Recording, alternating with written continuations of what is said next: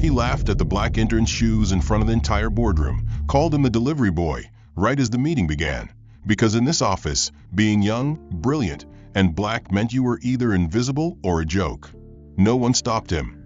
Not the partners. Not the HR rep in the corner. Not even the other interns who looked away, too afraid or too complicit to speak. But what if I told you?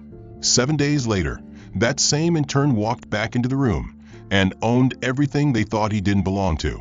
This isn't just a story about racism in the workplace. This is about power perception and what happens when the one you mocked holds the pen to your severance. No spoilers here. You'll have to watch to see how everything flips. But trust me, you won't forget it. What would you have done in his position? Have you ever witnessed a moment like this in real life?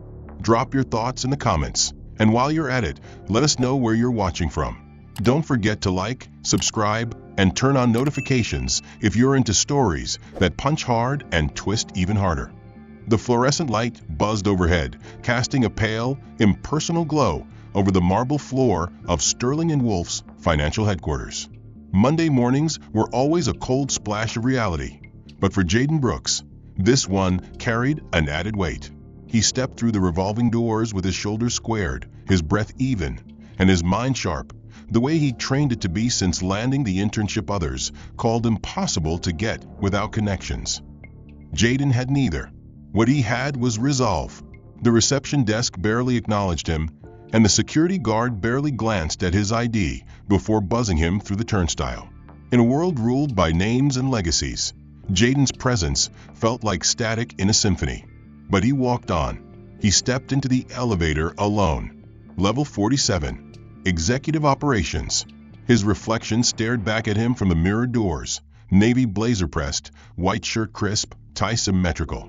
His shoes, polished, understated leather, carried him with silent certainty. When the elevator doors opened, the floor's hushed opulence hit him like a wave. Mahogany panels, tempered glass walls, quiet conversations, and the occasional clink of a ceramic mug. He walked into the bullpen, eyes catching on every detail. And that's when he heard it, low laughter. "Hey," came a voice behind screen. Someone left the thrift store tag on his shoes. Laughter followed. Jaden turned, catching the eyes of Richard Halden, the firm's smug, silver-templed vice president of finance. Richard stood with 2 junior associates, leaning lazily against a standing desk. His arms folded like he'd just hit a three-pointer. Jaden didn't flinch. He didn't answer. He simply looked at Richard, cool, still, and kept walking toward his assigned desk. The silence that followed wasn't respect. It was calculation. At 8:57 a.m., just before the daily strategy meeting, Melinda, the executive assistant, walked up holding a takeaway order slip. "Hey, intern, grab these lunch orders for me. Oh, and coffee. Richard takes 2 sugars, no cream. Don't mess it up like the last one did." Jaden blinked. "I'm sorry." She arched a brow, as if the confusion was cute. "You're the new intern, right? This is how it works. Prove you can handle basic tasks before anyone lets you near a spreadsheet." Jaden opened his mouth, but stopped.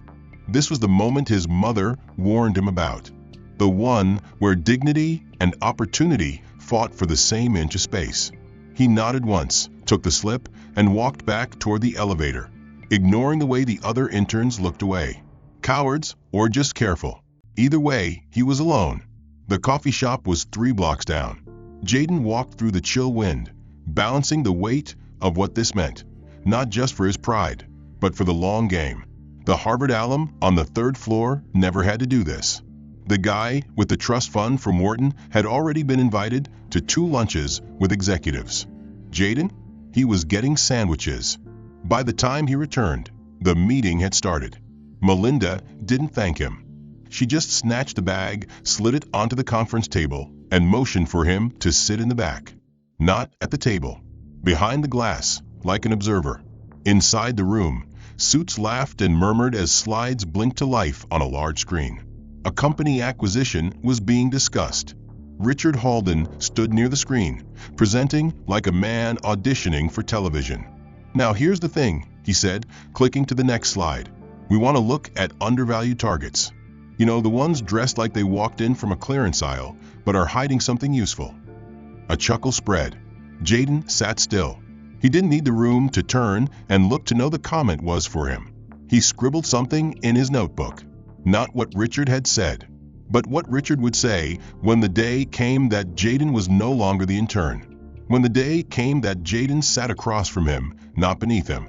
Later that afternoon, Jaden ran into a fellow intern named Zach, someone who had stayed quiet during the earlier exchange. "Hey," Zach said, looking guilty. "That wasn't cool what they did." Jaden nodded slowly. "No, it wasn't." Zach hesitated. "But if you keep your head down, people will come around." Jaden turned his head. "You think I came here to wait for them to come around?" Zach blinked, unsure how to respond. Jaden walked off, shoes silent on the floor. He knew how this worked. He knew the rules were different. But he also knew one more thing. No empire built on entitlement could stand when truth came knocking. The morning after Jaden's quiet humiliation, he arrived early again. He'd spent the night reviewing the firm's Q3 performance reports and refining a cost efficiency model he'd been developing quietly since week 1. Today, he was scheduled to present that model to the executive board during their strategic planning session. It was a big moment, and despite the obstacles, Jaden was prepared. He stepped into the glass-walled conference room at precisely 9 a.m., wearing the same polished confidence that carried him through the door on his first day. Richard Halden, seated at the head of the table with a smug, half-lidded stare, looked up the moment Jaden entered and smirked like a predator catching scent. "Oh, good," Richard announced loudly, tapping his Mont-Blanc pen against the tabletop. "The lunch delivery's early." Chuckles echoed through the room. Jaden stopped briefly, looked at him, and said nothing. He walked to the screen, opened his laptop, and connected it to the projector with mechanical precision, ignoring the comment-like static noise. The room held 9 executives, all dressed in shades of navy and gray, their eyes scanning their tablets, barely lifting their heads.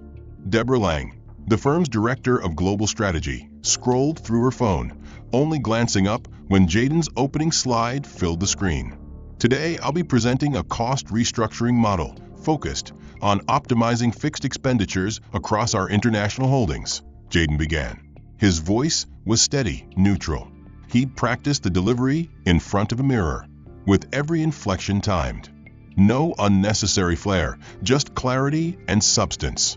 For 7 minutes, he presented hard data, projected growth, and implementation benchmarks. He answered 2 lukewarm questions and continued undeterred. When he clicked to his final slide, silence hung in the air for a moment. Deborah Lang tapped her fingers on the glass table, glanced sideways at Richard, and without addressing Jaden, turned toward a blonde intern sitting near the back of the room. "Sarah, what's your opinion on this strategy?" she asked casually, as though Jaden hadn't just spoken. The intern looked startled, blinked, and stammered. I'm not sure I understand the full model yet." Deborah smiled. "Good. Honesty. We need more of that around here." Richard snorted, covering a laugh. Jaden stood frozen at the front of the room, the cursor blinking on the projected screen behind him, his work hanging in the air like invisible ink no one cared to read. He collected his laptop in silence, closed it slowly, and stepped back from the screen.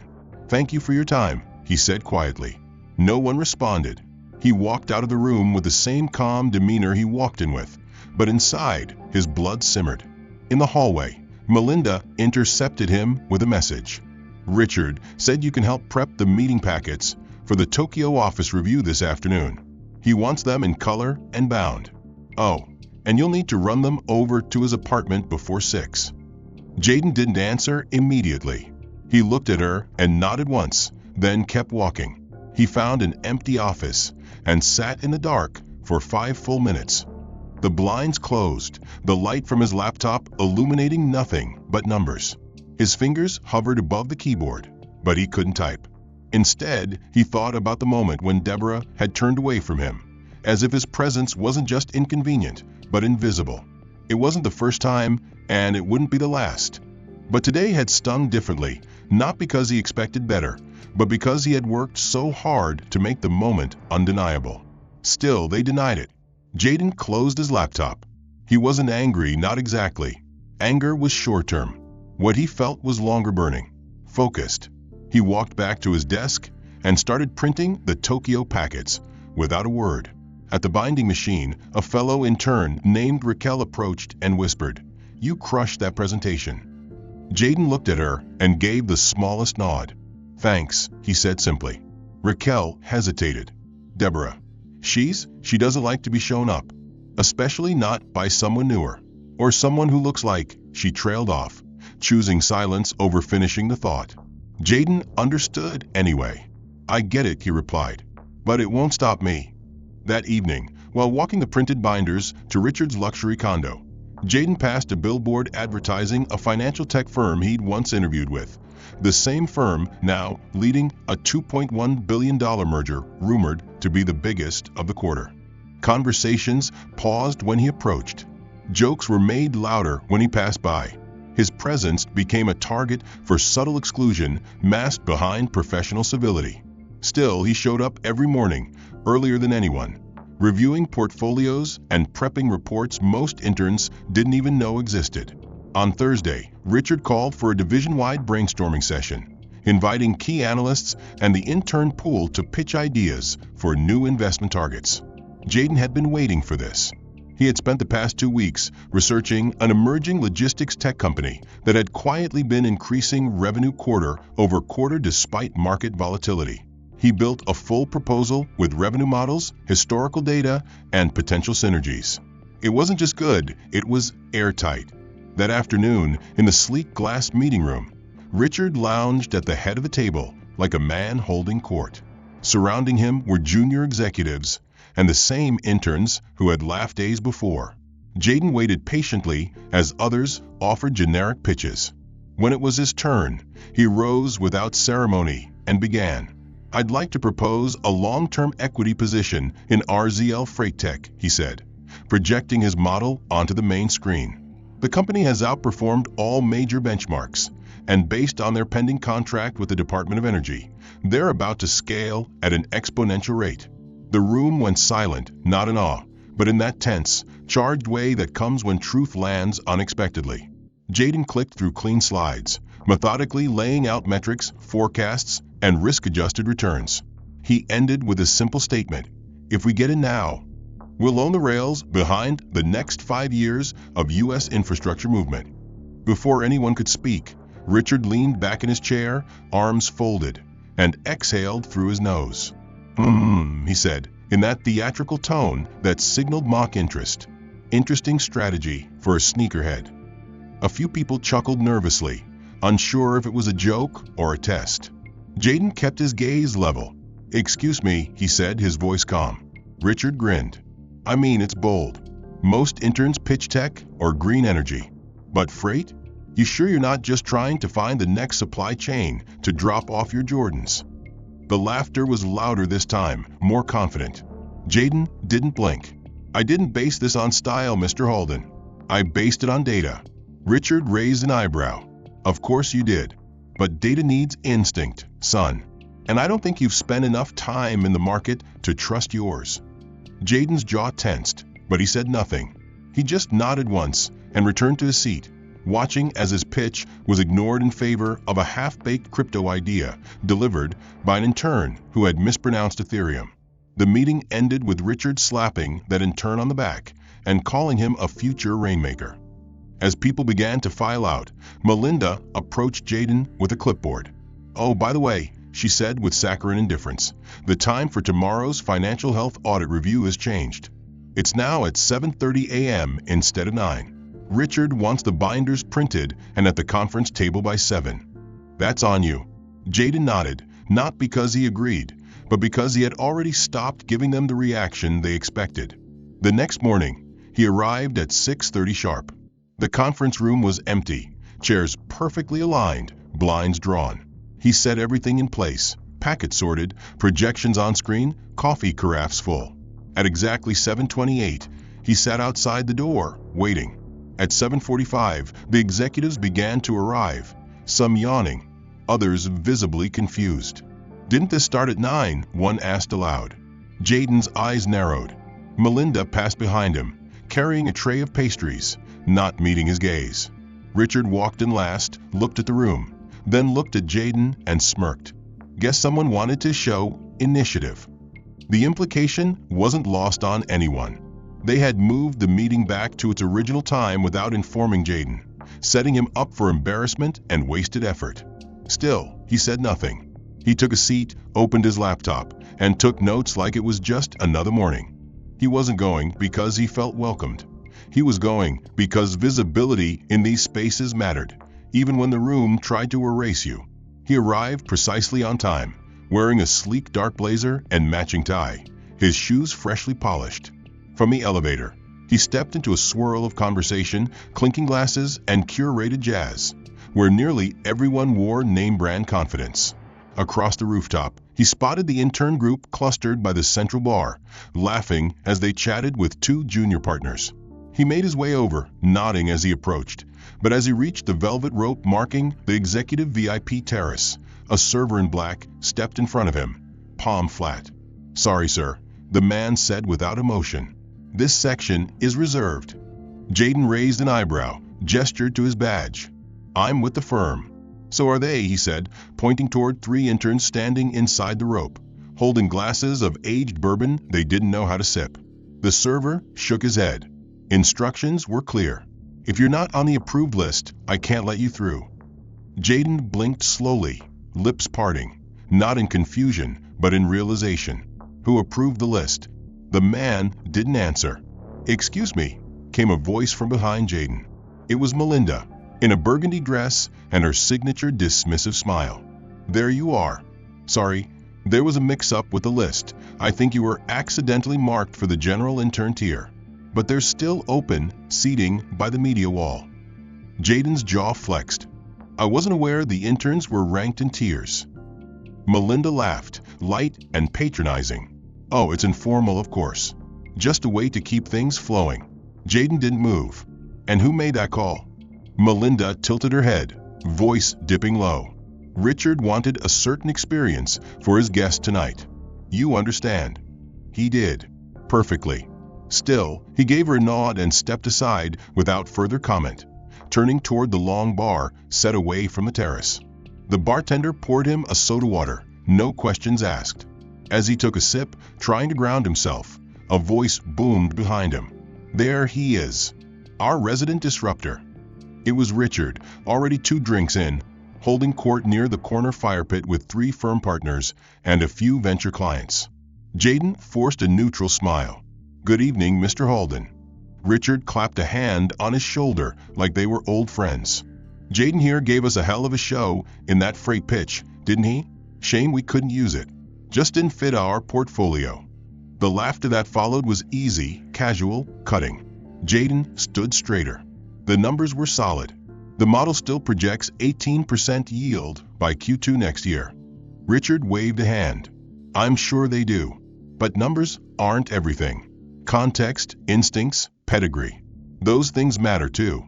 One of the guests, a hedge fund manager Jaden recognized from a Bloomberg panel, asked, "Didn't he apply for the Internal Advancement Scholarship last quarter?" Richard snorted. "He did. Best scores on paper. But come on, paper isn't the field." The hedge fund manager raised a brow. "You mean he didn't get it?" Richard took a long sip from his glass, then leaned in slightly. "Let's just say, I didn't think he'd represent the firm the way we needed at the partner conference in Zurich." Jaden didn't respond. He didn't have to. The words had done more than expose bias. They'd confirmed it. When Richard wandered off, satisfied with his own cleverness, Jaden turned slowly and found himself face to face with Deborah Lang. She had heard the whole thing. Her expression was unreadable, somewhere between discomfort and disdain. "You should know," she said quietly. "Your name was actually on the approved list." Richard removed it. Jaden's throat tightened, but his voice remained steady. "Thanks for letting me know." Deborah shrugged. "Don't take it personally. Some people just know how to preserve a brand." He chalked it up to the spectacle at the rooftop party. Word traveled fast in glass towers, but he wasn't interested in clearing his name with people who had already chosen not to see him. He buried himself in a new file. Highland Equity's latest merger proposal, a monster deal rumored to be worth $2 billion. It was confidential, high stakes, and oddly, left open to a few analysts for preliminary insight. Jayden had been granted access through a clerical oversight, but he took it as opportunity, not mistake. For days, he worked through spreadsheets and internal memos, finding inconsistencies in asset reporting and hidden leverage ratios that could sink the deal if not caught early. On Friday, during a firm-wide strategy session in the main conference hall, an event broadcast live to satellite offices, Jayden's team was tasked with presenting key risks and forecasts to senior management and external consultants. Jayden had submitted a supplemental slide to Richard's assistant, a visual summary of the discrepancies he'd found, complete with annotations. He wasn't seeking credit, just accountability. As the presentation began, Richard stood at the head of the massive room, all charisma and polish, walking the room like a stage. Jayden sat near the back, notes in hand, prepared to answer if asked.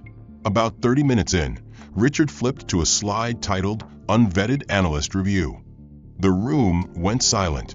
On the screen was a grainy, poorly cropped image of Jayden, snapped from a security feed or low-res email profile. His name was misspelled. The annotations were jumbled, disconnected from the context he'd provided. And worst of all, the bullet points had been rewritten, now phrased as vague concerns from an intern with limited exposure. Richard chuckled. "We had a little surprise contribution from the junior pool this week," he said, his voice dripping with condescension. "Apparently, our coffee runner's also a financial sleuth." The room laughed. Cameras rolled. Executives smiled uncomfortably. Jayden didn't move. His face didn't change, but his fingers curled slightly on the edge of his chair. Richard clicked to the next slide without skipping a beat. Later, during the Q&A, one of the directors asked about a blind spot in the M&A structure. Jayden knew the answer. He had seen it while reviewing documents that morning. After a pause, when no one else responded, he raised his hand. Richard looked directly at him. "Yes, Jayden." Jayden stood. "The blind spot relates to Highland's Shell subsidiary in Luxembourg," he said clearly.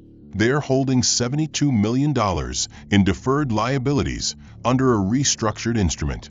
It doesn't appear on the consolidated cash flow, but will reflect post-close if not addressed." The room went quiet again, this time not in mockery, but in attention. Richard's jaw tightened. "I wasn't aware interns had access to that file," he said flatly. "They don't," Jayden replied. "But it was included in the shared data folder this morning." A beat passed. One of the outside consultants nodded. "That's a critical oversight," she said. "We'll need to flag it before close." Richard forced a smile, though his eyes burned. "Thank you for your enthusiasm, Jayden. But next time, maybe wait to run your own firm before interrupting mine." Another round of awkward chuckles. Jayden met his gaze and said nothing. The rest of the session blurred into background noise. Jayden sat still, his heart slow, steady. He wasn't angry. He was awake. He had seen what they feared, competence without permission. That evening, back at his apartment, Jayden opened his laptop and drafted a letter. It was brief, precise, and addressed to Highland Equity's executive board. He wasn't seeking revenge.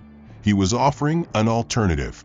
The way the receptionist avoided eye contact, the clipped nod from the elevator attendant, the silence that met him when he entered the bullpen, it all pointed to one thing.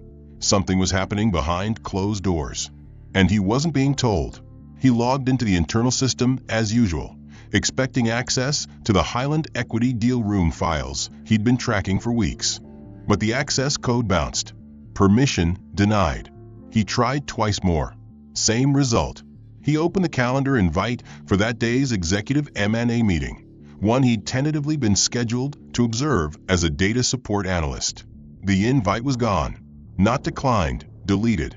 Jayden stared at the screen, then looked up across the room where the other interns sat, whispering. One of them, Raquel, caught his eye, then quickly turned away. Seconds later, Melinda approached, her heels tapping softly like a metronome of false professionalism. "Oh," she said with faux surprise, "you didn't get the update?" Jayden said nothing, watching her. The Highland meeting's been moved to a restricted circle. Senior analysts only. Richard thought it'd be better to keep it tight. Jaden tilted his head slightly. I was supposed to provide the pre-close financial exposure sheets. My name is on the initial prep file. Melinda smiled with thin lips. Yes, but it's not about the documents anymore. It's a matter of trust. Jaden's eyes narrowed. What does that mean? She lowered her voice. Look, I'm not trying to get involved, but there's been some concern upstairs that you've overstepped your role. Maybe it's best to focus on wrapping up your rotation quietly. The words hung in the air like a trap disguised as advice. Jaden didn't respond. He didn't need to. He already knew this was coordinated. That night, while working late alone, he received an anonymous email. No message, just a PDF attachment, an internal forwarded email chain between Richard, Deborah, and 2 other senior partners. The subject line read, Intern Optics. In the thread, Richard wrote, having Jaden in too many high-level meetings sends the wrong message. The board wants diversity optics, not leadership experiments. Let's not confuse the two. Deborah's reply read, understood. We'll remove him from client-facing events. Jaden's chest didn't burn, it iced. Not because it was a surprise, but because now it was written in ink. The confirmation was like reading the caption under a wound that never healed properly. He printed the email and tucked it into a private file. At that moment, he made the final decision. No more watching. No more playing by their script. No more requests for a seat at their table. He would build the table himself. That week, while Richard and his inner circle prepared the final stages of the Highland merger, Jaden disappeared from view. He stopped speaking up. He stopped pushing reports. He stopped asking questions. To them, he had folded. But behind the scenes, Jaden was meeting with Highland's general counsel, under the radar, through a contact he had kept quiet since undergrad. A friend who had once said, "Let me know when you want to shake the world a little." Now was that time. Jaden presented Highland with an alternate pitch, one that offered a cleaner, non-hostile acquisition model through an external firm with zero baggage and stronger post-integration strategy. Future Bridge Capital. He disclosed everything Richard had tried to bury, including the Luxembourg liabilities, flawed projections, and buried subcontractor debt. Highland reviewed it.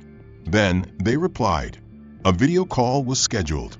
Jaden showed up wearing the same navy suit he wore on his first day at Sterling & Wolf, but this time he wasn't holding a notepad. He was holding the deal. 48 hours later, Richard still didn't know. The room buzzed with anticipation. The Highland equity merger was hours from finalization, and Richard was convinced that this would cement his legacy as the man who took Sterling & Wolf to its apex. Around him, senior partners shuffled documents, assistants poured fresh coffee, and the firm's in-house counsel prepared the last red-line version of the draft acquisition agreement. A large screen displayed the countdown to the closing call, 2 hours and 16 minutes.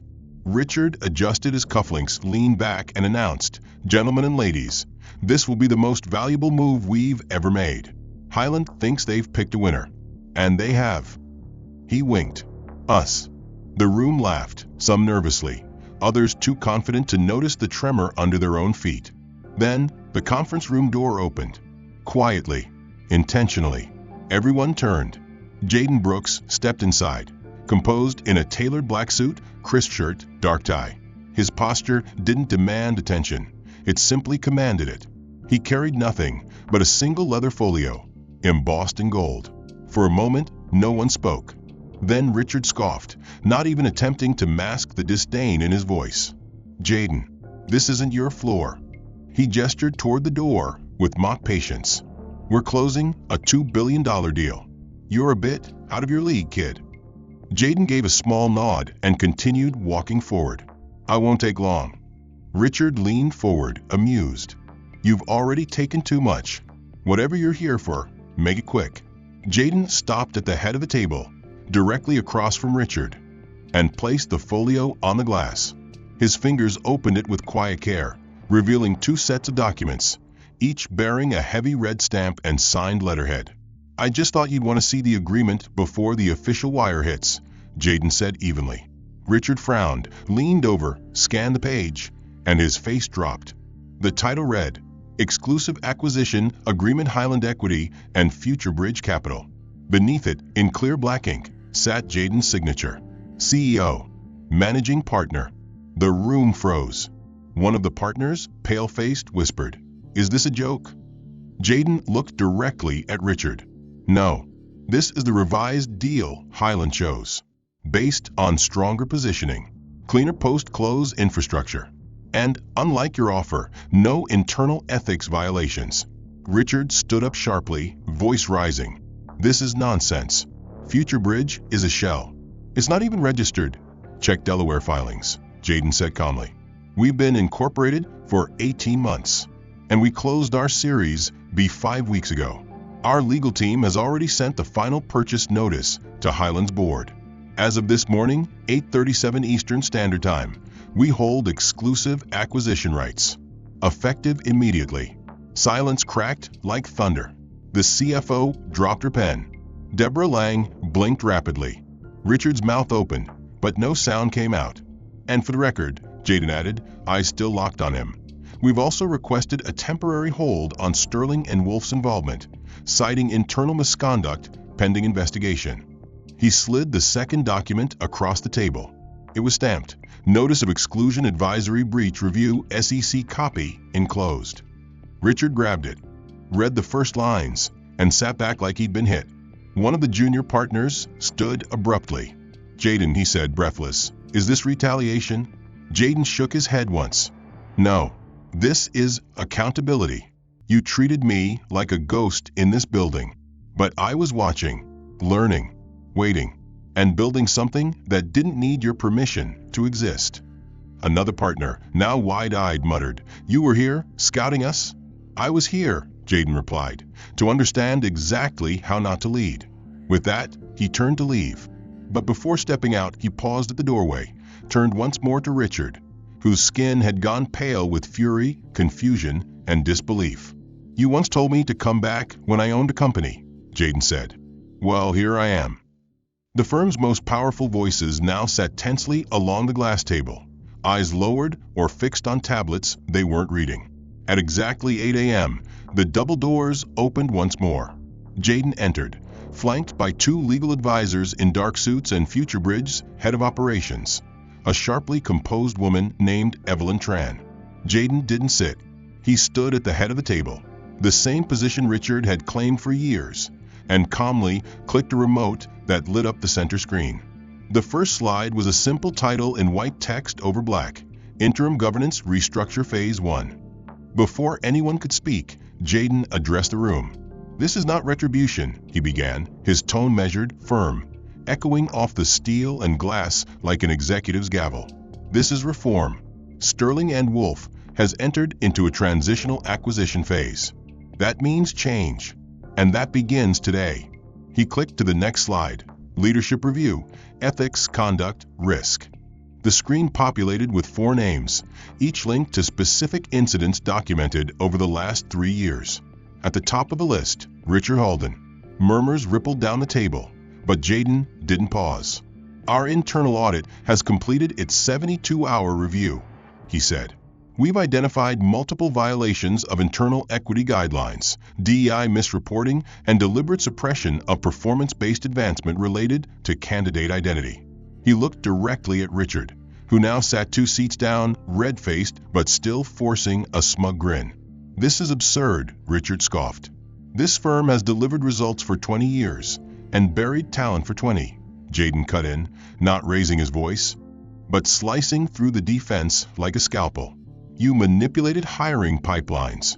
You interfered with scholarship processes.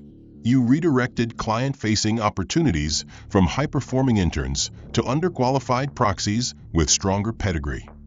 And worst of all, you turned systemic bias into policy through silence." He gestured to the legal rep beside him, who laid a thick dossier onto the table. "Documented, signed, time-stamped." The silence sharpened. One of the older partners, a gray-haired man named Charles Benedict, spoke up hesitantly. "You're suggesting dismissal?" "No," Jaden replied. "I'm initiating it." He clicked again. The next slide read, "Motion to remove Richard Halden, VP Finance." effective immediately. A second screen appeared. In accordance with Article 6.1 of the Acquisition Governance Protocol, all key leadership positions under review will submit to transitional oversight pending vote from the new governing board. Richard stood abruptly. "You think you can walk in here and erase a career?" he snapped. "You think because you've got paperwork and a new title that this place belongs to you?" Jaden didn't blink. "No, Richard," he said slowly. "I think your actions erased your own career. I'm just here to document the damage." He turned back to the room. "Effective today, FutureBridge will lead integration strategy across all financial, talent, and legal departments. Anyone named in these reports may contest the review in writing, but they will not remain in decision-making roles during the transition." Deborah Lang cleared her throat, visibly uncomfortable. "And if we refuse?" Jaden's voice stayed level. "Then you can walk. But you won't be walking into another boardroom. We've already informed our affiliate networks, media partners, and shareholder advisory firms. The story isn't about perception anymore. It's about proof." He gestured once more to the table. "Take the exit ramp. Or stay and help rebuild something better." For several seconds, no one moved. Then, one by one, board members began nodding slowly, turning toward their tablets, reviewing files, signing acknowledgments. Richard stood frozen, fists clenched, his usual performance of authority stripped raw by the truth on paper. Jaden, still composed, delivered the final blow not with venom, but with clarity. "This isn't about revenge," he said. The press release went live at noon, published simultaneously on the firm's former site, now redirected under FutureBridge server, and across major business news platforms. The headline read, "FutureBridge assumes control of Sterling and Wolf, initiates leadership ethics investigation." Within hours, newsrooms erupted. By late afternoon, financial pundits were dissecting the move live on air, calling it one of the most ruthless yet principled corporate corrections of the decade. Behind the headlines, consequences unfolded with brutal clarity. Richard Halden was formally terminated, escorted out of the building by compliance officers under the watchful eyes of his former peers. His access was revoked, his emails quarantined, and his retirement package frozen pending an internal audit. His company phone was seized mid-call. Investors responded with swift pragmatism. Several of Sterling and Wolf's oldest partners divested overnight, not out of protest, but out of self-preservation. Their portfolios couldn't weather the reputational hit. On social media, hashtags like #JusticeInTheBoardroom and #JadenBrooks trended within 24 hours, driven by anonymous employees and quiet allies who had watched the rot fester under Richard's leadership for years. A junior associate posted a tweet that went viral. He laughed at the shoes. Now he's walking out barefoot. Meanwhile, Deborah Lang found herself under a separate storm. An anonymous whistleblower within HR leaked archived emails from 5 years prior, messages in which Deborah had dismissed a talented Asian American analyst as too passive for client work, and mocked a female candidate's pregnancy during a hiring discussion. With the climate now unforgiving and public scrutiny mounting, FutureBridge issued a formal request for her resignation pending third-party review. Deborah resisted, claiming institutional bias against her. But the board had already seen enough. Her public apology came 2 days later via a shaky video filmed in a private office, eyes hollow, words rehearsed. "I deeply regret any comments or decisions I've made that may have harmed others," she read, voice tight. "I recognize now how much work I must do to understand the privilege I once took for granted." But the damage was irreversible. Clients began pulling contracts. One multinational bank canceled its advisory deal and moved to a competitor. Another global tech firm paused all pending engagements until internal cultural reforms are fully enforced. Stock dipped fast. Shares in the parent company dropped 13% in 48 hours, triggering emergency investor calls and revised year-end projections. But amidst the chaos, something else began to emerge: order. Jaden didn't gloat. He didn't hold press conferences or give victory interviews. He got to work. His first executive order was to launch a full-scale diversity and equity audit, not as PR, but as policy. He promoted 2 women of color to regional VP roles, not because it looked good, but because they were better than the men who'd once dismissed them. He restructured the intern program from top to bottom, replacing subjective evaluations with transparent performance metrics, and offered paid mentorships for underrepresented students from state colleges. The culture didn't just change, it shifted. In quiet corridors and shared Slack channels, people began speaking differently. Accountability was no longer a whispered threat. It was expected. Richard, now a former executive with no firm and no influence, disappeared from public view. Rumors swirled of him seeking employment at smaller firms, but none wanted the headline. Ex-exec accused of bias scandal joins new firm wasn't the kind of press anyone was eager to invite. One former colleague spotted him months later at a downtown cafe, alone, reading a newspaper he once might have appeared in. There was no entourage, no watch, just silence.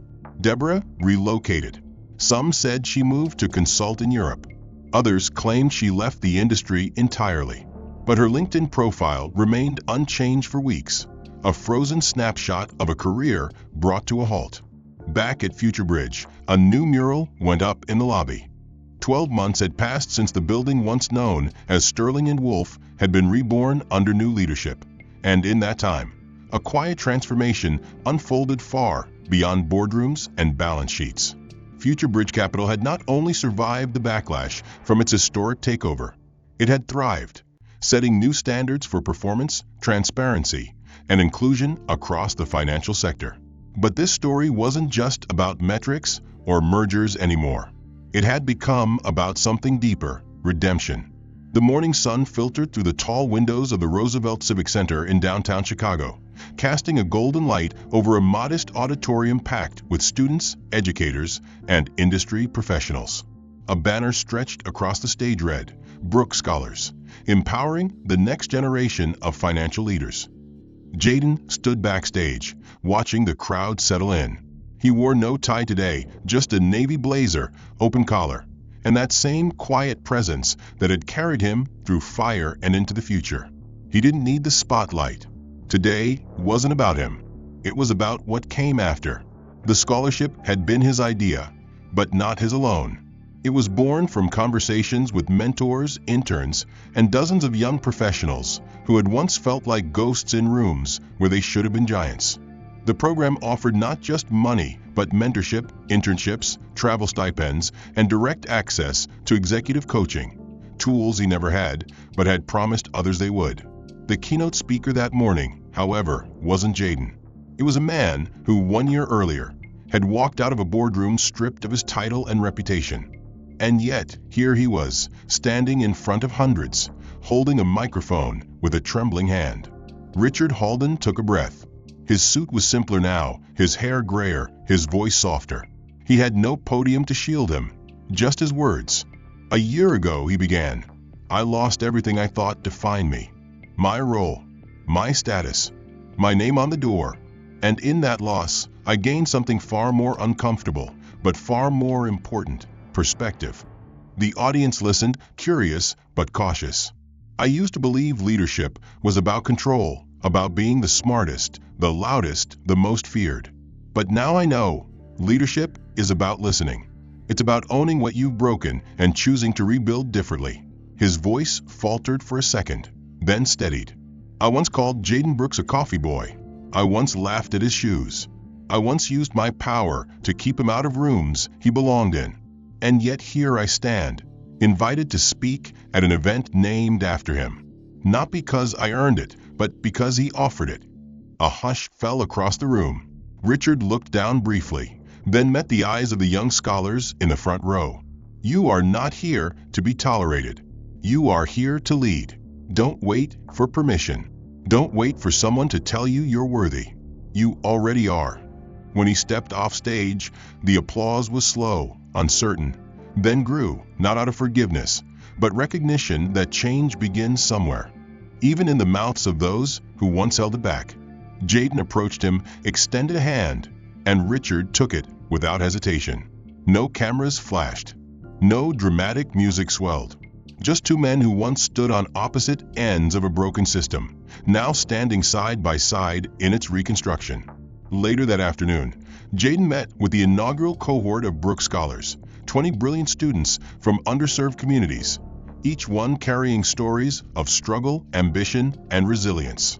He listened as they spoke about their dreams, their doubts, their drive to change the industry from the inside out. And as they spoke, he saw in them the reflection of his own journey, not just the fight, but the faith it took to keep walking. As the event came to a close, Jaden stood beneath the mural that had been quietly moved from the Future Bridge lobby to the Foundation's new headquarters. The words still gleamed in steel against stone. Dignity is not earned through approval. It is affirmed through truth. A young student approached him shyly and asked, "Mr. Brooks, how did you know it would all work out?" Jaden smiled, eyes thoughtful. "I didn't," he said. "I just knew I couldn't let it stay the way it was." That evening, as the city lights blinked to life beyond the skyline, Jaden stood alone for a moment on the balcony, hands in his pockets, feeling the wind roll in from the lake. He wasn't seeking peace. He had already found it, in every voice he'd lifted, in every wall he'd broken, in every door he'd opened not for himself, but for those who were still coming. This wasn't the end of his story. It was the beginning of everyone else's. The end. If this story moved you or made you think differently about justice and second chances, don't forget to like the video and subscribe for more powerful narratives like this. Which part of Jaden's journey impacted you the most? Were you surprised by Richard's transformation? Let us know what you think in the comments. And while you're there, tell us where you're watching from. We'd love to hear your thoughts.